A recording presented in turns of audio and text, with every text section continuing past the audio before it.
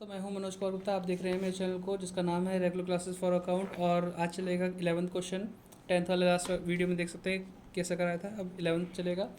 11th वाले question में लिखा हुआ है कि a purchase manager has decide to place order for minimum quantity of 500 unit of a particular item.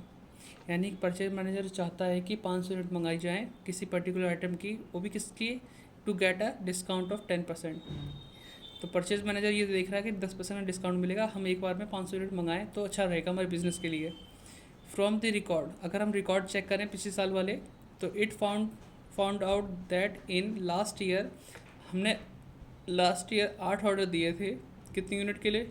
200 unit के। 200 यूनिट वाले 8 ऑर्डर दिए, मतलब हमने 200 इंटू 8 कर दें तो 1600 यूनिट मंगाई है लास्ट ईयर। ठीक है। और हमें कहता है कि भाई लास्ट ईयर के हिसाब से देखा जाए तो ऑर्डरिंग कॉस्ट कितनी थी? 500 थी। इन्वेंट्री कैरिंग कॉस्ट कितनी थी? 40% ऑफ इन्वेंट्री वैल्यू। और कॉस्ट प्राइस दे रखा है 400 यूनिट, 400 रुपये, है ना। तो हमें बताना है कि परचेज मैनेजर का डिसीजन सही है, गलत है, क्या सोच रहा है, उसके ऊपर बताना है। तो हमें क्वेश्चन को 3 बार सॉल्व करना होगा। एक बार तो EOQ से, क्योंकि हम जानते हैं EOQ पे मंगाया हुआ सामान हमेशा TIC कम देते हैं उस पर। और हम एक बार निकालेंगे 200 यूनिट के हिसाब से कि लास्ट ईयर हमने 200 यूनिट मंगाई थी तो उस पर TIC क्या होगी। और एक बार वो उसके लिए निकालेंगे 500 यूनिट जो मैनेजर चाहता है कि 10% डिस्काउंट मिलेगा उसके हिसाब से। तो क्वेश्चन को सॉल्व करते हैं और दिखाते हैं कि कौन सा सही डिसीजन है। तो क्वेश्चन नंबर 11 चल रहा है।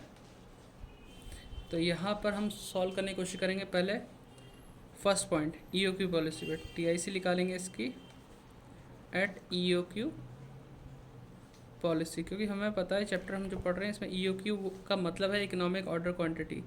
ऐसी क्वांटिटी जिससे मंगाने पे रखने रखाने का सारा खर्चा जो होता है सबसे कम आता है। तो जब देखते हैं कि टेस्ट करके ये है कि नहीं है। तो R हम निकालें लास्ट ऑर्डर के हिसाब से। हमने 200 यूनिट के कितने ऑर्डर दिए थे? 8। तो 1600 यूनिट मंगाई थी हमने। फिर आता है P हमारा था 400, CP हमारा था 500, CH के लिए बोला गया था 40% ऑफ प्राइस हमारा 400 है, तो 400 का 40% होता है 160 रुपये। इसमें कोई दिक्कत तो नहीं।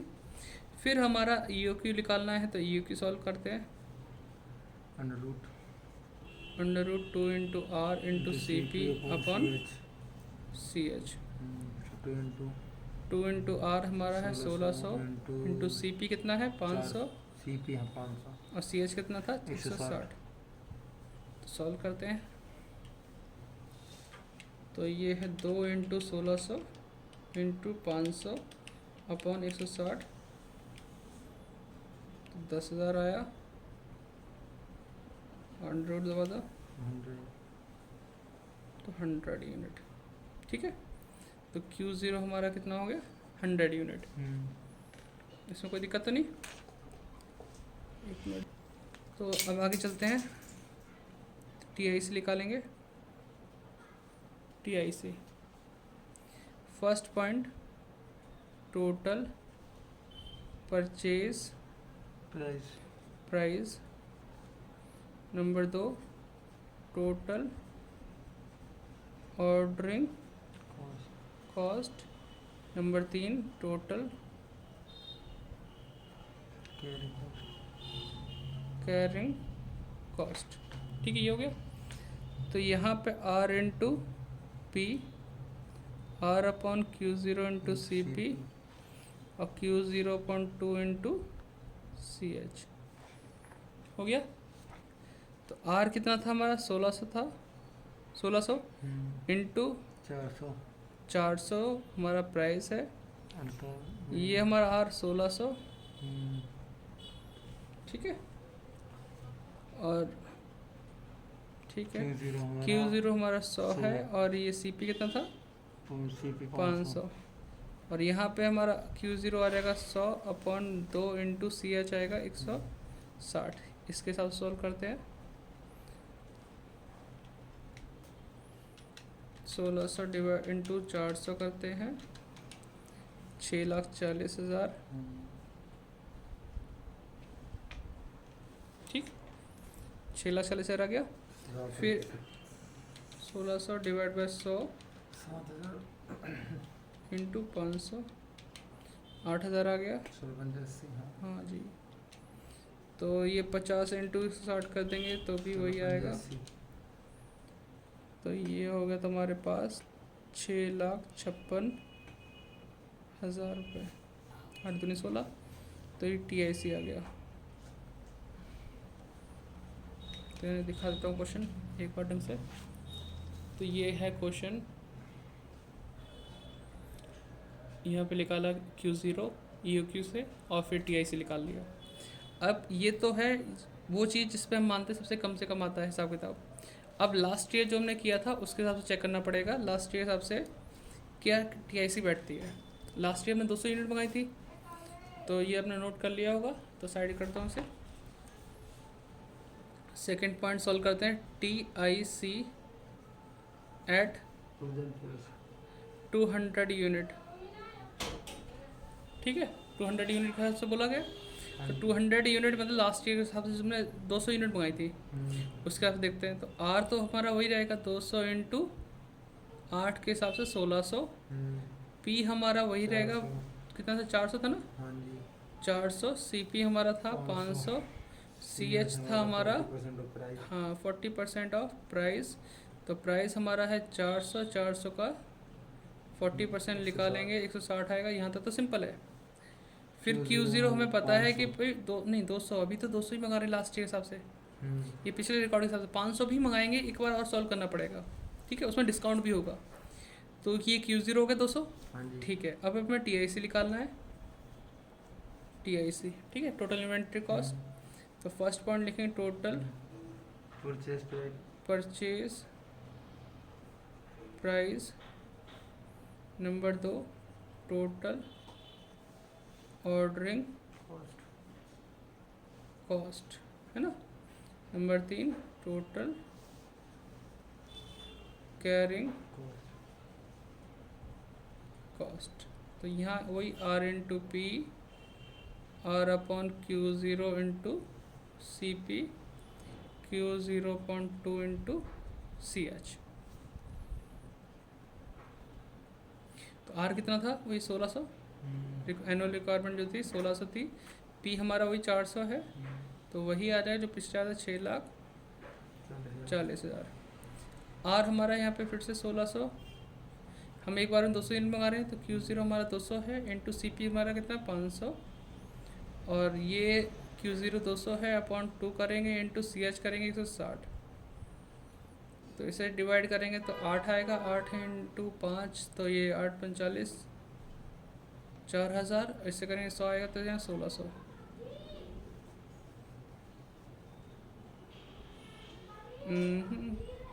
सोलह 16,000 आएगा इसमें। इसमें भी चेक कर लेते हैं कोई गलती ना रह जाए। 200 इंटू 500, तो ये तो वही है, हाँ 6,60,000 हो गया, ठीक है। ये TIC, इसमें कोई दिक्कत तो नहीं। ये पार्ट ये हो गया हमारे पास। अब दूसरा पार्ट होना है, तो ये मैं अगले पेज से स्टार्ट किया, यहीं कर देता हूँ। थर्ड वाला पार्ट जगह तो है भी है ही पेज में, ठीक है। 2 पॉइंट चेंज हो गए, हाँ एक और Q0 चेंज हो गई हमारी, हाँ, और हमारा डिस्काउंट होगा तो प्राइस भी चेंज होगा। अब मैं यहाँ पर लिखूँगा TIC एट कितनी यूनिट पे, 500 यूनिट एट 10% डिस्काउंट के ऊपर चल रहा है हिसाब किताब। तो R तो हमारा वही रहेगा 200 इंटू 8 करने के ऊपर जो 1600 आया था वही रहेगा। P हमारा चेंज हो जाएगा, P हमारा कितना था 400 था ना, हाँ जी, तो माइनस करना होगा 10%, तो 400 का 10% होता है 40, तो 400 में से 40 गए 360। CP हमारा 500 है, CH हमारा कितना है जो निकालना पड़ेगा 40%, वो 50% पिछले वाले क्वेश्चन था, तो 40% ऑफ P। अब P हमारा चेंज हो गया 360 हो गया है, इसका 40% होगा करीब 144 रुपये, देखता हूँ 360 इंटू 40%, 144 हो गया। अब हम यहाँ पे एक बार में कितना सामान मंगा रहे हैं, 500 यूनिट, 500, वो हमारी Q0 हो गई। यहाँ तक में कोई दिक्कत नहीं। अब यही फॉर्मूला लगाएंगे TIC वाला और कर देंगे सॉल्व। पेज पलटे, अगर आपने नोट नहीं किया तो नोट कर लो, आपको आपको दिख रहा होगा, यहाँ से लेकर यहाँ तक का हिसाब किताब। ठीक है, पेज पलटते हैं और यहाँ निकालते हैं TIC।